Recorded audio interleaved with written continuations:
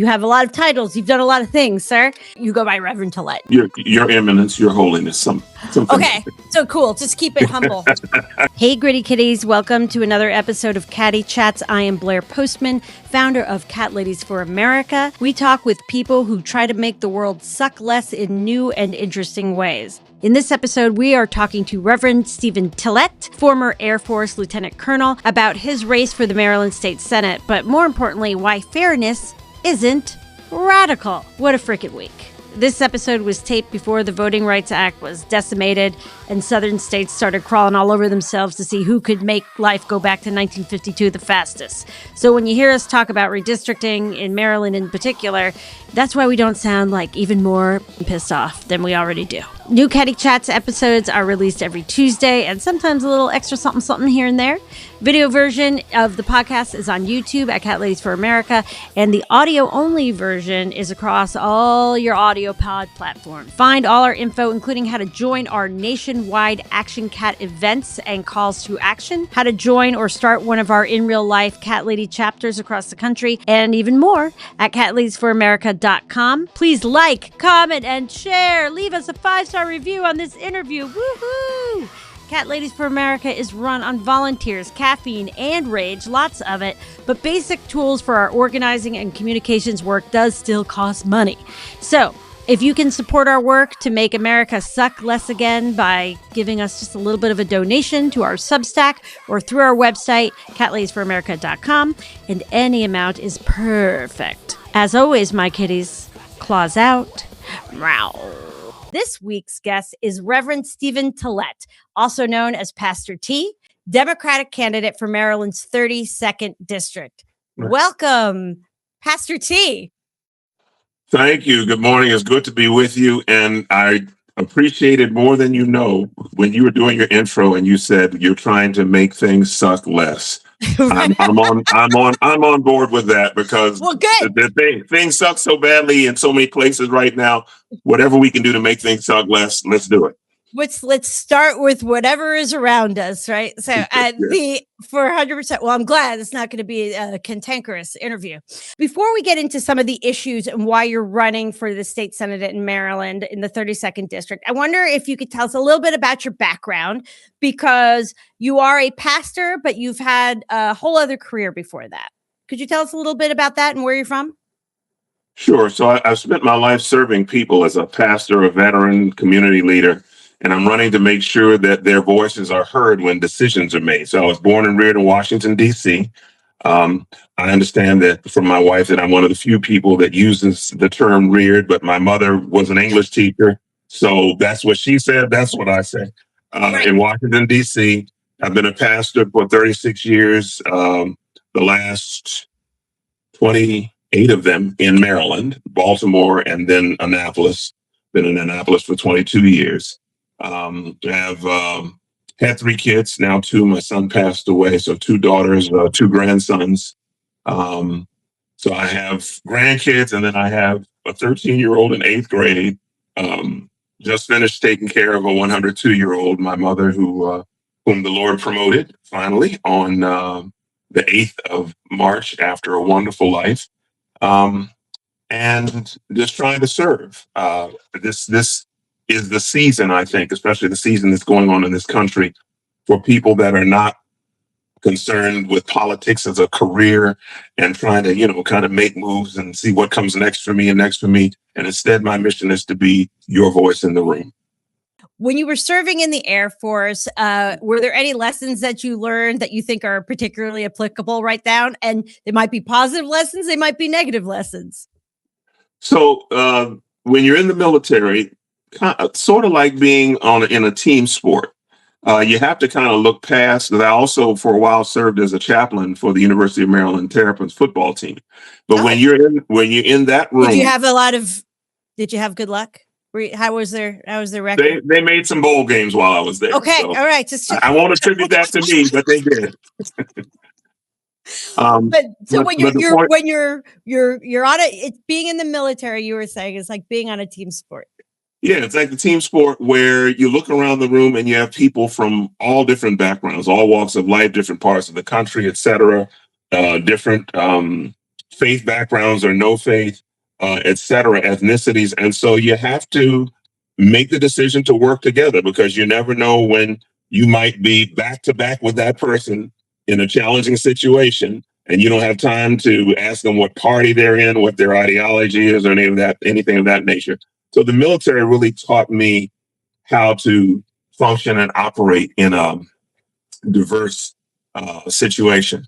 And then also, in my first pastoral appointment, I was in Washington, D.C.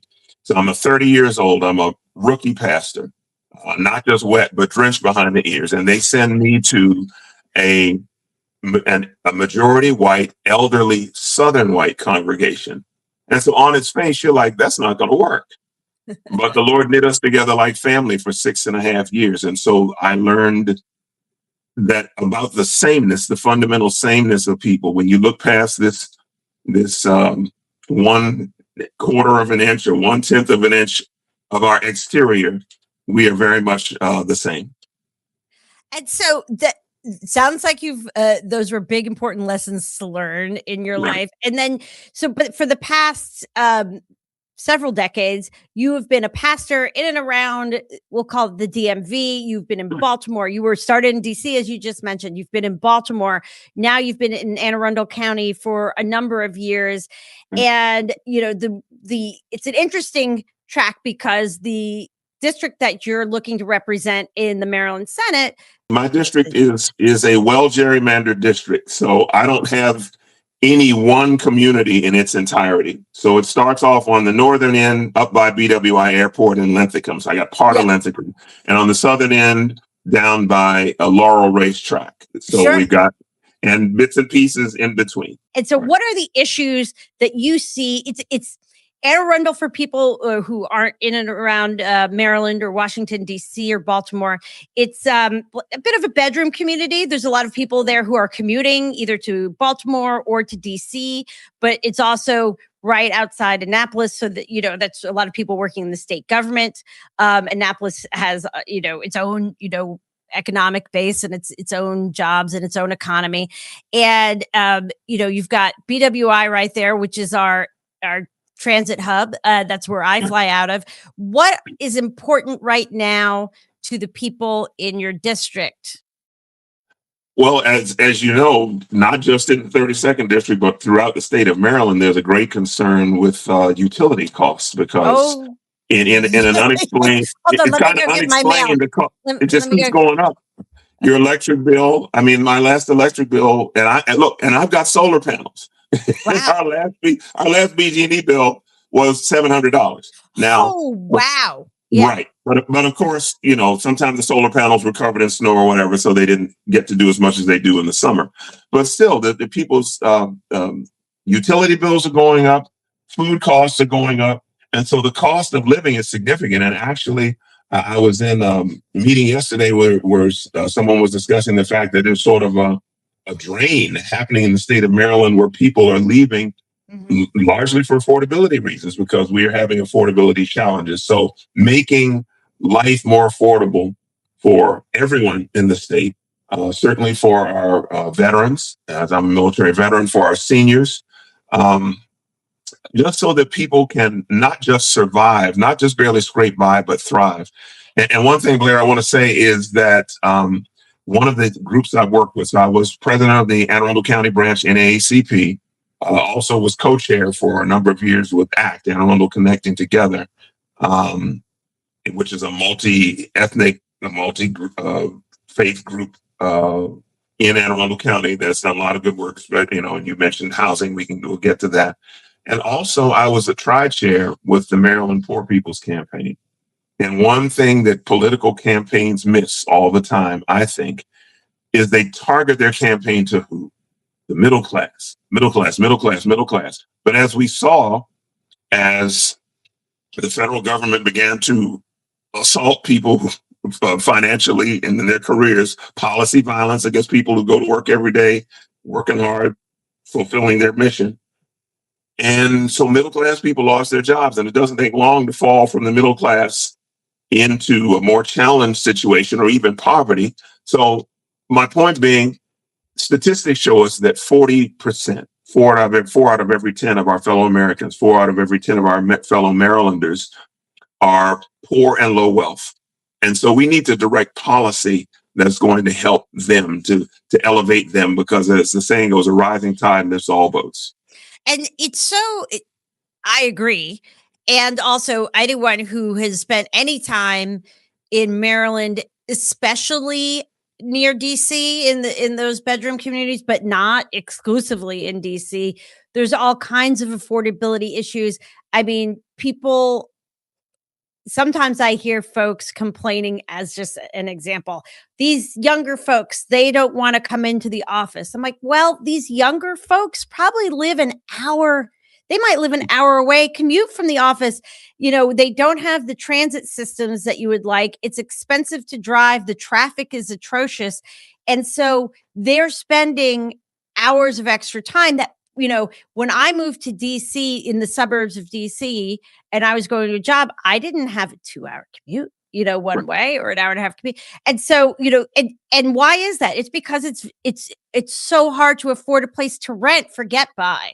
Rent a place that's so, near where people work and where they have to be, and near the transit and everything else. And I've heard this a few times, but I heard it in a recent interview I did, that everyone in America is way closer to being in poverty than being a billionaire. It's like not even close.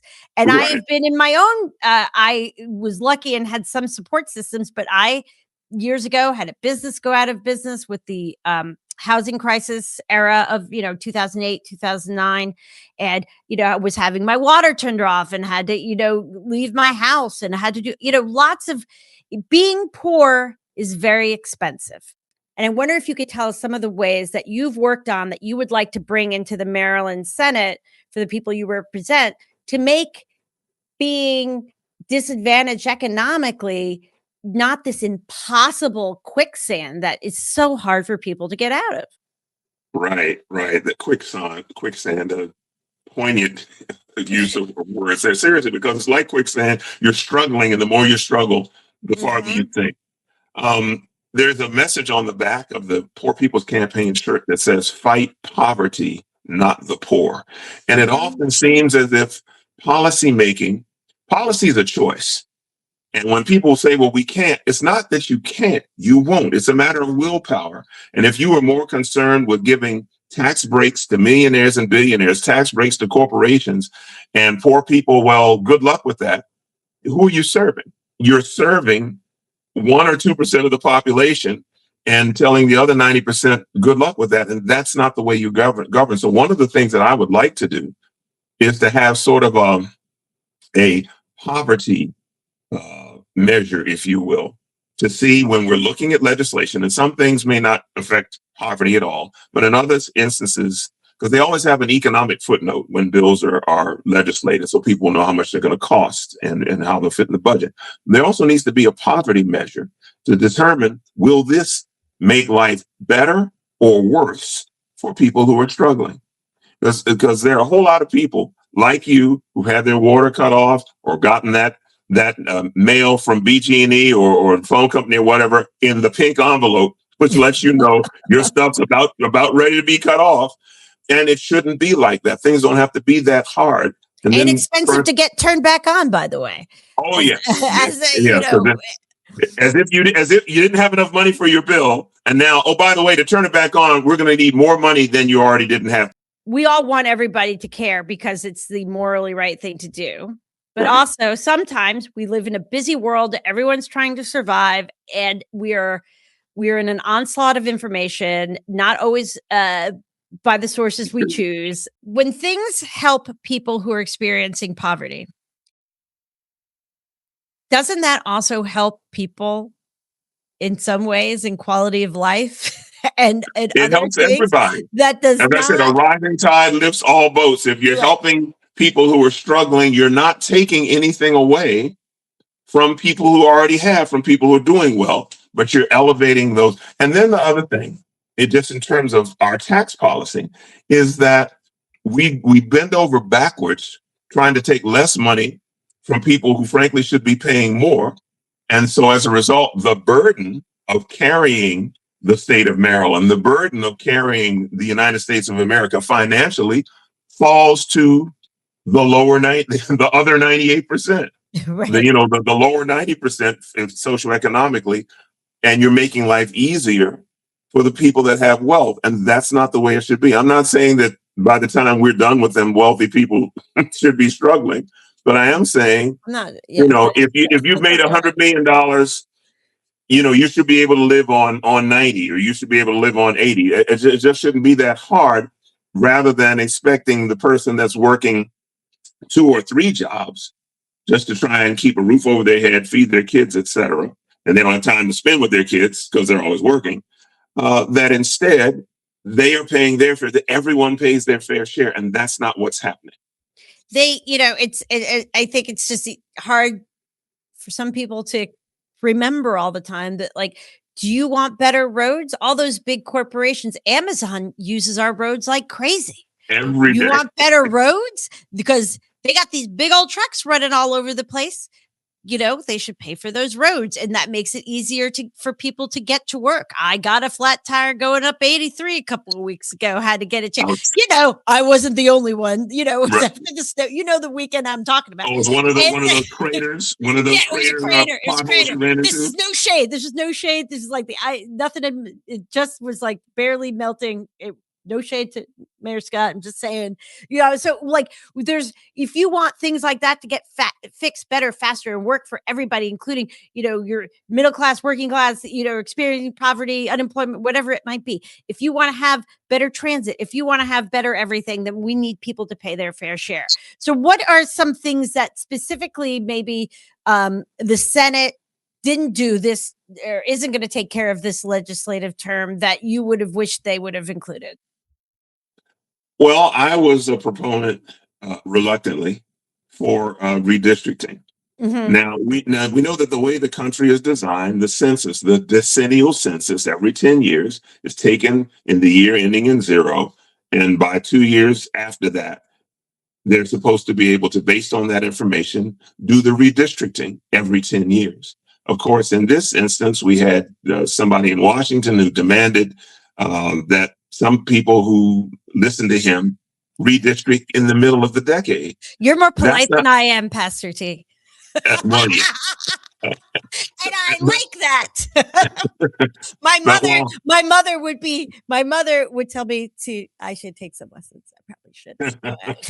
Well, my mother, here's what my mother would say. So sometimes if I would say that I was pissed off about something, and she would say I should not use that. So now I say that I've reached a high level of passivity. So I've reached a high level of passivity with people trying to jury rig the system so that it works to their advantage, that elections are only fair when they win, and if they don't win, something's wrong. So you're trying to redistrict in the middle of a decade. And so many people in the state of Maryland thought that Maryland should play its part, because the last thing we want is for, after the 2026 elections, assuming that there's not some made up national emergency and they cancel elections. Yes, shenanigans. General Potter and Matt would say horse hockey. Yes. Colonel Potter, but that, yeah. So assuming that there are elections, Maryland would have to look ourselves in the mirror if we came one vote short. And so Mike Johnson is still Speaker of the House, and they're still passing crazy legislation such as oversight. The SAVE Act, and no oversight, correct. So I supported that. Just from conversations I've had, it seems to me that they knew back in November they didn't want to support it. But of course, the excuse in January and February is we don't have enough time to do it. But dude, you knew in November the governor wanted this. You knew that a majority of Marylanders thought it was a good idea, not because it's great policy, but because it was necessary to defend ourselves from the onslaught from the federal government. And yet they chose not to do it. So being a voice on the Senate floor for will rather than won't, for can rather than can't, just to say this is a matter of willpower, and we can do the right thing. It's always time to do the right time to do the right thing, but we can do the right thing if we're willing to commit ourselves to it. I think and I am full disclosure, I was all in. The reason we started this podcast is because I was lucky enough to get a few minutes of the time with the governor in February I got a little bit more out of it. I'm like, well, now this is a podcast. Because everything I do is just excruciatingly well planned. And that was sarcasm. And but and we talked about redistricting, and what I find infuriating is the gaslighting that comes from the Senate President Bill Ferguson, who I live in his district. He does not have a lot of public comment events, town halls, that sort of thing. I know that sounds very sort of old fashioned, but I think that they're important, especially when we're talking about something as important as this. And he went through a series of reasons. There was always, like, every week or two, there was a different reason why he couldn't do it, which just made me very suspicious. But what made me really angry were this number of senators, Democratic senators, who would not say publicly either way whether they supported it or not. The majority of senators in the Maryland Senate wouldn't say if they supported it either way, or I support it if we do it this way. Put your own caveat on it. Most of them refuse to say it. And that is what makes the people of Maryland and anywhere with a similar situation in the U.S.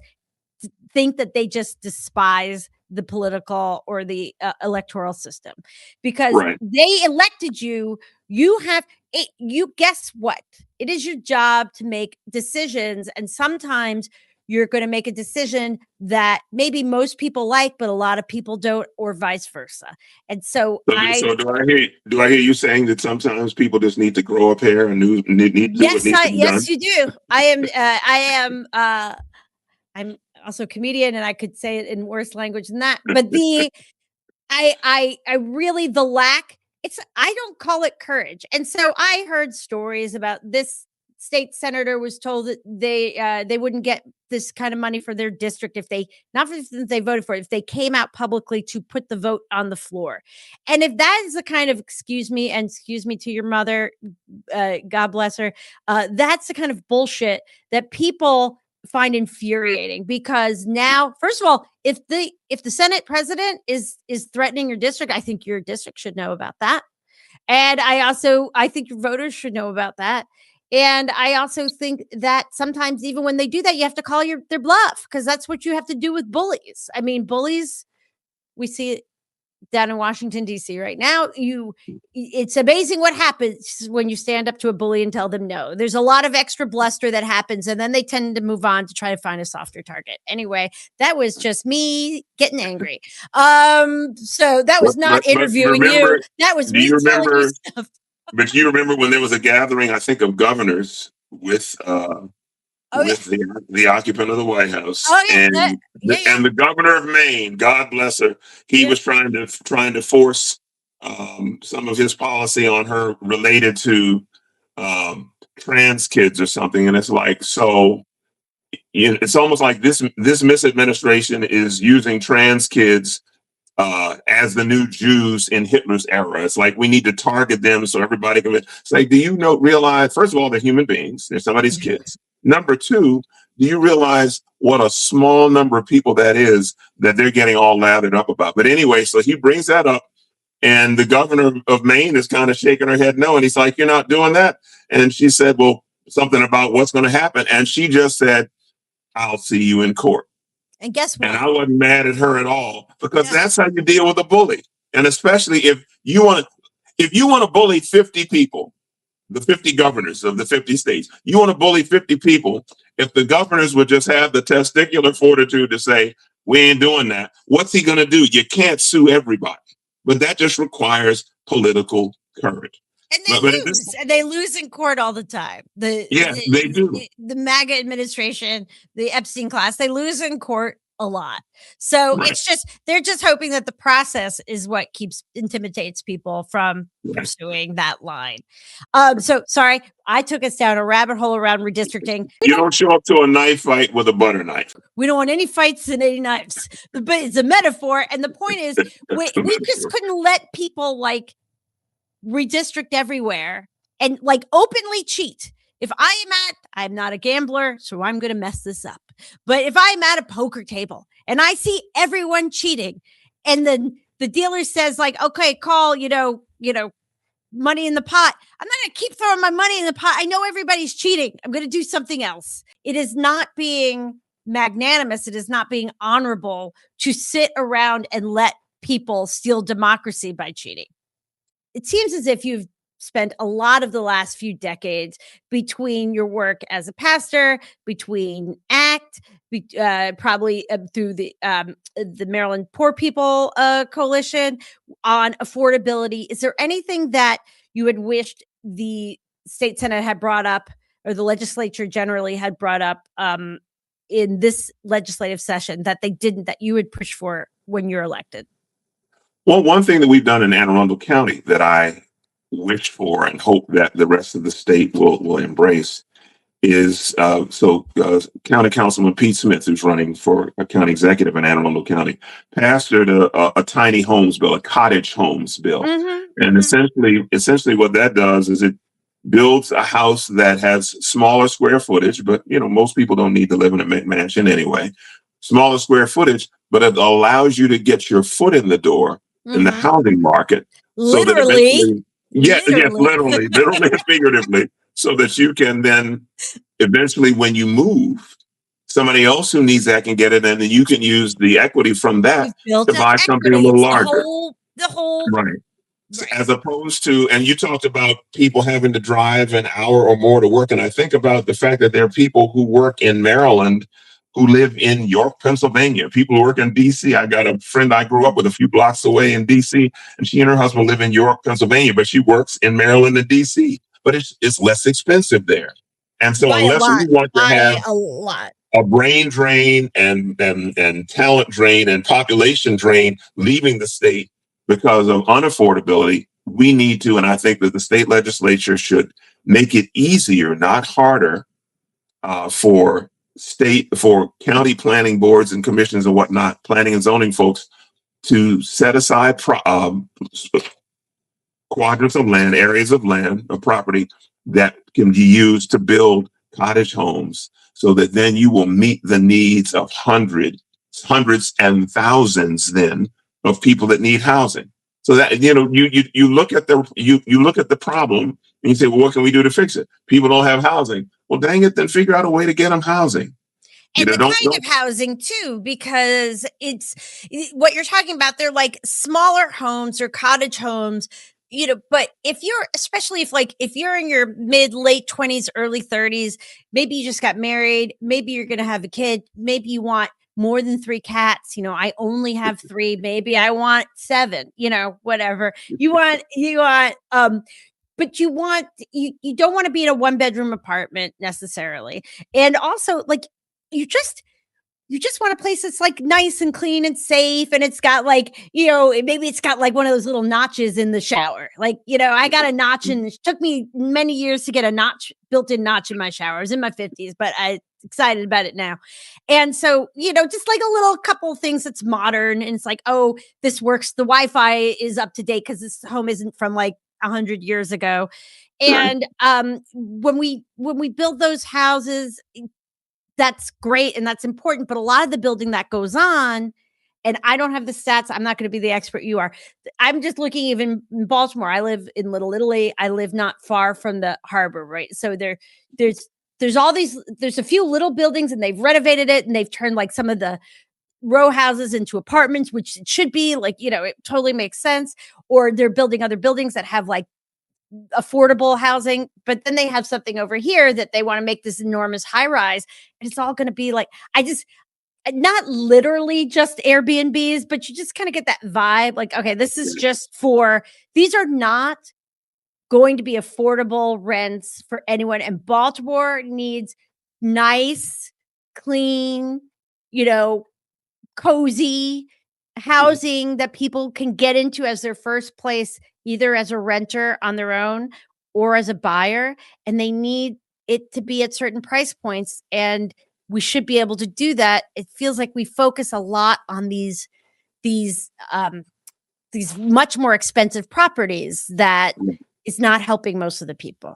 Luxury penthouses and luxury apartments and that kind of thing, and everybody can't afford that. And Most so people again, that's can't. what I'm saying, that we should have, as a matter of primary focus, caring for the needs of those who are struggling, to help them elevate. And again, people want to say, well, poor people are lazy people. Poor people are some of the hardest working people you don't know. You don't know Like I them said, because being poor is they're very serving you. expensive. They're You serving can't. you at your table, or setting up the produce section in the store, and putting some groceries on the shelves or whatever. And So you don't recognize them. You could be there. I think there isn't. This is vibes. This is not research. This is just scrolling through things. I think there are way more people who are, when I was going through all that stuff. Now it's been almost 20 years. Gosh, lucky for me, and things turned around and blah blah blah. But I had a law degree. It's like, okay, I went off and I was trying to build my own thing, and I wasn't doing that at the time. But I feel like there are a lot of people in what you would have considered, again, going back to middle class and or white collar, even who are making six figures or more, who are much closer to this situation. They may not talk about it because they're embarrassed about it, but maybe they have student loans, maybe it's any kind of medical debt, and they are, and now BG&E prices are going up, and they are strapped. They're doing it, but if something big happens, and something big can always happen to any of us, it doesn't feel like they have anywhere to go. So when life happens, and you end up in your parents' basement or whatever, it's like, I'm 37 years old and I'm still in my mama's house. You don't want that. You love mama, but you want your own space. They're not lazy. They're trying to live. Yes. In our state, you're running for state senate. What can we do to make things like our electric or energy prices more affordable? Let's start there. And then I have a couple other examples. So I would need to do more research on the particulars of how it can happen, but it seems to me there needs to be some kind of cap that the utilities folks cannot raise your rates more than can be justified, and they can't continually keep doing it, because it seems they just keep raising the rates, and it's like, well, what's the rationale for this other than we can? You have a monopoly. So when we look at utilities, they don't have competition. Competition would be great, but they've kind of muscled everybody out. So now they get to charge you what they want. So the legislature has to step in and say, you will only be able to raise X amount of percent with this level of documentation as to why it's warranted. And you will only be able to do that X amount of times within a certain number of years. So that it's not that you're being whipsawed, and every time you turn around, they're raising the rates more. So that's something that the legislature can do. But again, it's a matter of will. And of course, if you're getting too many donations, I guess, from BG&E and those folks, maybe you're less likely to do that. And Blaire, here's one other thing that I really feel is important. There is a civic responsibility for we, the people, to stand up for themselves too. A lot of people think that their civic responsibility begins and ends with voting.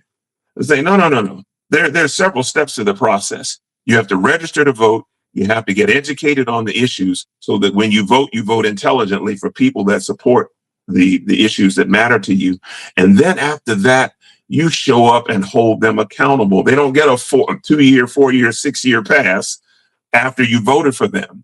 You need to be on them. And conversely, we as elected officials should be able to call on our folks and say, okay, you all sent me here to do a job. I need for you guys to fill up some buses and show up in this hearing room on this day at this time, prepared to testify in your own behalf for your own best interest, so that we're working as a team. You elected me to be the voice in the room, but you know what they say, if you're out walking by yourself, you're just out for a walk. You're either in a march or you're out for a walk. I want to look around and see some people who are ready to help advocate for their own best interests. And so I'm going to keep you informed. I'll give it to you straight. I'm not gonna, try and pretty it up. It's like, here's what it is. I know it stinks. Here are things we can do to fix it, but I need you to show up for yourself. In-person stuff really moves the needle in a way that I think people don't always appreciate. But if you can't do that right now, there's a lot of other ways to get involved. But phone calls are important to your leaders, emails, that are important to your leaders. And we have a lot of links in our bio for everybody of different ways that different resources we have for initiatives for people who are looking for what's important or to find your representatives and how to contact them. The links are in our bio. When we're talking about other kinds of affordability, I mean, healthcare, healthcare, healthcare. And whether that is the elder care for your mom, or just if you break your leg, or if you just want to get a mammogram, or you just want, I mean, you would think they'd be tripping over themselves to get everybody preventative care, just because of the cost savings, which is allegedly what they all care about, right? So when people Right. are saying we need to cut costs. So what can you do from a state Senate standpoint to help push for affordability in this state when it comes to healthcare or access, either anything on healthcare, Right, anything right. about it So that you can make better. healthcare is one of our points of emphasis as well. I want to go to another state, to Massachusetts, when they had a Republican governor, Mitt Romney, and they called it Romney Care then. And they Yes. say that there are a lot of elements of Romney Care from Massachusetts that were utilized to develop the Affordable Care Act, also known as Obamacare. So there are things that we can do in Maryland. I mean, we got hospitals out the wazoo. They're like a half dozen or more in Some of Baltimore. the best in the world, which Yeah, because my healthcare just got in a fight with one of them, I can no longer use one of the best ones that's up the block from me. But right. yeah, I mean, so what can we do? We've got great facilities here, right? Great. Mhm. Yeah, so we need to uh, establish a financial system where people are not required to have to file bankruptcy in order to get care, or to be so sick that they eventually need to go to the ER, and then it's farther down the road that if they've just been able to get well patient care, you have an annual visit. So how about that annual physicals? That cost will be absorbed, so that's nothing you have to pay. Because I know with insurance policies that I've had over the years as an employee for the United Methodist Church or the Air Force or whatever, that I could get an annual patient care, get an annual physical for free. How many people could they do that for? Catch something very early, save their lives. Yeah, and it's funny that they talk about, well, that's socialism. And there's so many aspects of socialism in the way that our government functions. I'm not even going to get into it. So But are I will just roads, say, public roads, socialism, public roads. there you go. I'm a Trekkie. Okay. Mr. Spock said, needs of the many outweigh the needs of the few or the one. And if we just ran our government like that, to take care of the needs of the many, the level of satisfaction would increase. People would have livable wages. Oh, well, that's too much. If we raise minimum wage, the businesses are going to close. That is a lie. Businesses have never closed because of raising minimum wage. And minimum wage is minimum. Is it enough to live on? A livable wage in the state of Maryland, the last time I was assessing it, is around $28 an hour. Well, that's too much. Dude, you make $100 million a year.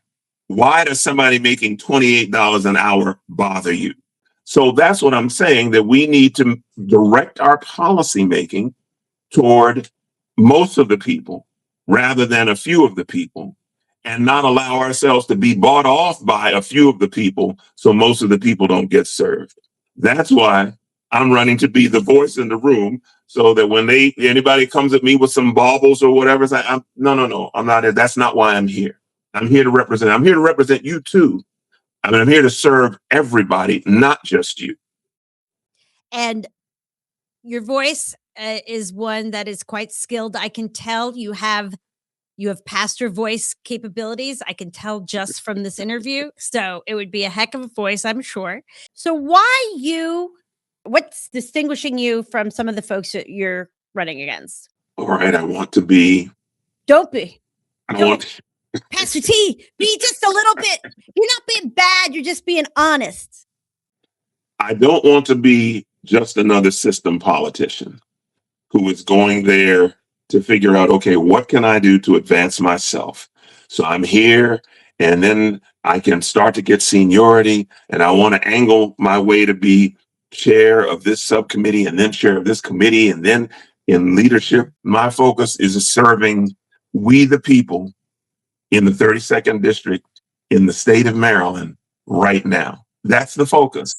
Another area of concern in the country right now and in the state is data centers. Mm-hmm. And, because they want to locate data centers in particular places, but this country has a history of putting things that may be harmful in communities that are lower socioeconomic communities. And, if your water becomes toxic. I would say more than a history. I would say almost always that is where they are. A pattern. Yes, it's a pattern. And so while technology is important, it shouldn't come at the expense of our communities. So while I support smart growth, we got to get things right and use clean energy and make sure that local residents benefit so that you're not just putting it in this particular, say, okay, it's almost as if you wealthy people, if you like this idea so much, then why don't we take out your community pool and put this data center in your neighborhood and see what they have to say about it?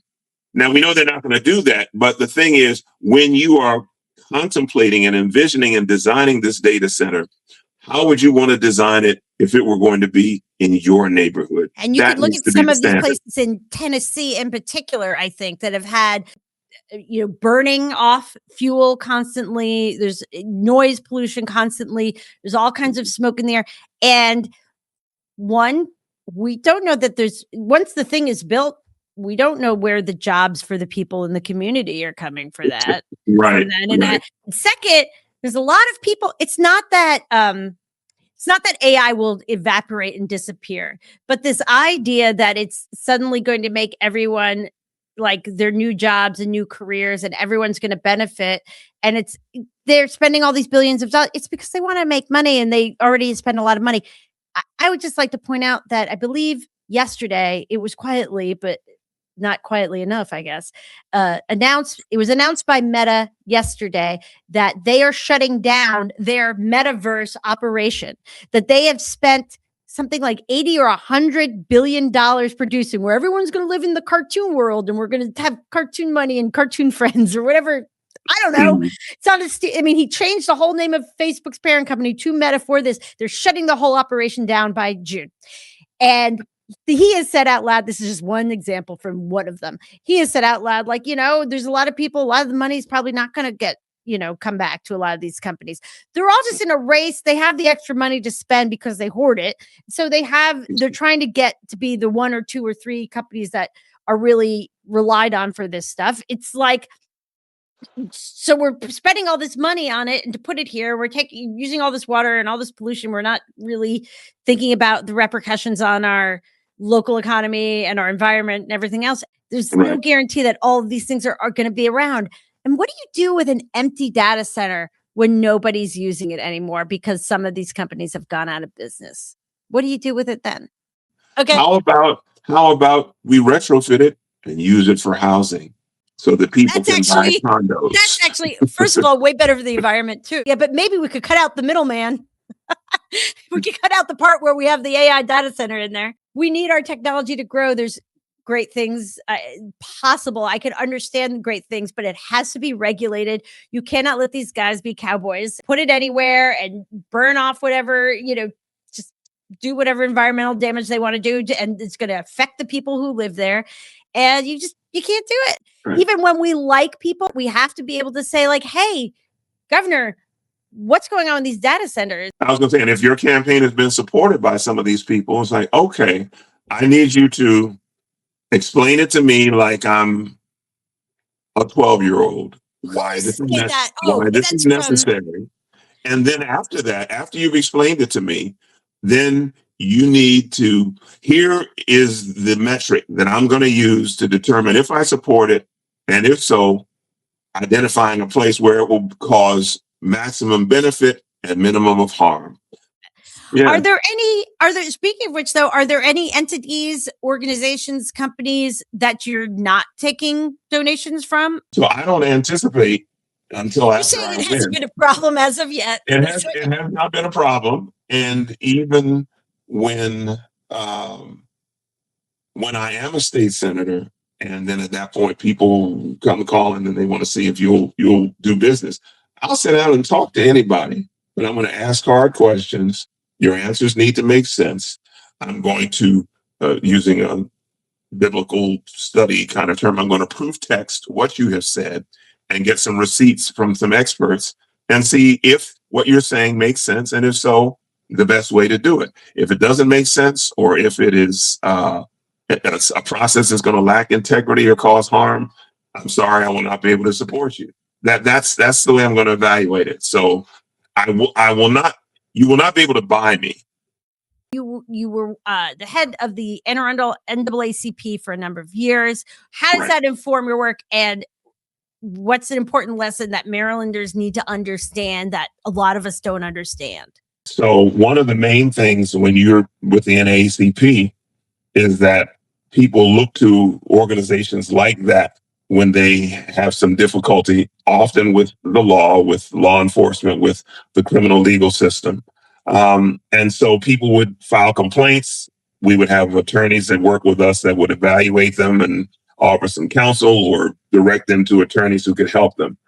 Criminal legal system, and there's a difference between calling it the criminal justice system and the criminal legal system.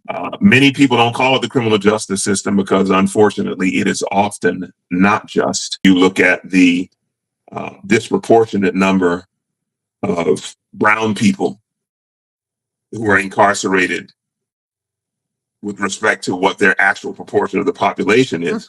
Something's wrong here. This seems intentional, that the criminal legal system will become more just. One of the bills that has just been passed, and I was in a meeting last night and they were celebrating, prevents, or very much tries to prevent, incarcerating children who are under the age of 18 with adults. That's been a big push. It's been a push for a while, but this legislative they session, finally got it done. They're finally getting it done. But who thought that was a good idea? How many things did we think or say or do when we were 14, 15, 17 that we would no more do now than the man in the moon? 40. But I'm saying, so you make mistakes when you're younger, but that we want to have a criminal legal system that is focused a lot more on preventing recidivism, on pouring into those folks while they are away, because most of them are coming back. And we don't want them to recidivate when they come back. Well, they'll be out, and they'll be out long enough to do something else, because we make it hard for them to get housing, to get student loans, you just have this long list of things. So you let them out, but they can't develop their life, live a life, have a business, have a way to support their family, because there are all these obstacles. So having a criminal legal system that's actually just makes a difference. Is there anything we can do that you think legislatively in this state that would be helpful, in addition to what they're doing now? Sure. So Blaire, as you were talking, two words came to mind: for-profit. We have for-profit healthcare. We have for-profit incarceration, for-profit prisons. It's like, this should not be a growth industry, because if it's for-profit, then you have rationale for as many people as possible to get caught in the suck of life and never be able to, if you can think about water swirling around in a drain, that they can't get out. And that's not the way it should be. So I would like to sponsor a bill that makes, you're familiar with the Brian Stevenson and the Innocence Project? I've heard of the Innocence Project. He did as much as he could to help defend people who were wrongfully incarcerated. And then you have the Innocence Project, which is trying to get people out. That when you look at the transcript from the court case or whatever, They locked you up for this?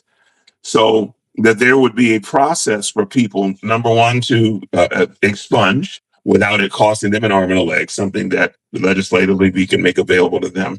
And then number two, if there's somebody that has been misincarcerated, they don't belong there, that there's enough of a record that shows that an error was probably made, then we as the system need to be more aggressive in trying to undo harm, to undo errors. If we made an error, don't push back against it, but correct it.